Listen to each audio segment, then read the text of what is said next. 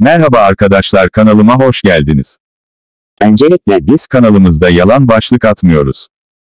Yalan başlığı geçtim, başlığı yalan atıp bazı kanallar alakasız konulardan bahsediyor, biz onu da yapmıyoruz. Bazı kanallar uçuş var deyip asılsız videolar yapıyor. Neyse, siz bunlara zaten gereken cevabı veriyorsunuz. Bazı rakip kanallar bize yorumlarla iftira atıyor, onu da YouTube filtresi engelliyor. Şimdi videomuzda geçelim. Tur. Borçlu pamuk yetiştiricileri Libep'ta mülklerine el konulmasıyla karşı karşıya. Pamuk tarlası. Türkmenistan Lebep Velayat arşiv fotoğraf.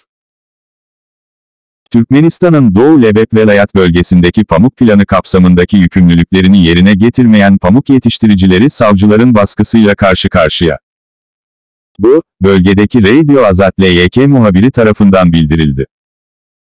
Kerki, Farap ve Çersev ilçelerindeki kolluk kuvvetleri, bu yıl devlete pamuk toplama borcu olan kiracılara karşı dava açıyor. Alınan önlemler arasında para cezaları, kiracıların devlete olan borçlarının zorla ödenmesi ve mülklere el konulması yer alıyor. Muhabirimize göre savcılığın işlemleri 12 Aralık'a kadar sürecek. Azatli'nin bilgili kaynakları, eyalette pamuk planı kapsamındaki yükümlülüklerin yerine getirilmemesi nedeniyle devletin yaklaşık 29,5 milyon manat kaybettiğini bildirdi.